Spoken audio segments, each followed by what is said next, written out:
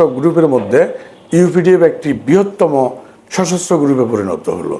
তারা নামমাত্র কিছু একটা অংশ রাজনৈতিক সংগঠন প্রচার করে, মূলত তারা একটা সশস্ত্র গ্রুপ। এই সশস্ত্র গ্রুপের উদ্দেশ্য হলো বাংলাদেশকে বিচ্ছিন্ন করা, বাংলাদেশ থেকে পাহাড়কে বিচ্ছিন্ন করা, তথাকথিত স্বায়ত্ত শাসনের নামে স্বাধীনতা চাওয়া, এই সকল টার্গেট নিয়ে তারা এত বেপরোয়া হয়ে গেল, একটা পর্যায়ে তারা সেনাবাহিনীর উপর আক্রমণ শুরু করলো। এই সেনাবাহিনীর আক্রমণের পরে অনেক সেনাবাহিনী আহত হলো, অনেক বাঙালি এবং নিরীহ পাহাড়ি মারা গেল, জিম্মি হলো। এবং তাদের টাকার উৎস হলো, প্রথমত হলো তারা বিদেশ থেকে কিছু টাকা পায়, বাইরের দেশ থেকে, বিভিন্ন দেশ থেকে। দ্বিতীয়ত তারা পাহাড়ে কিন্তু বছরে 8,500 কোটি টাকা চাঁদা উঠে, এবং যে অস্ত্র এখন তারা ব্যবহার করে, এই অস্ত্র সেনাবাহিনীর থেকেও ভারী অস্ত্র তারা ব্যবহার করে।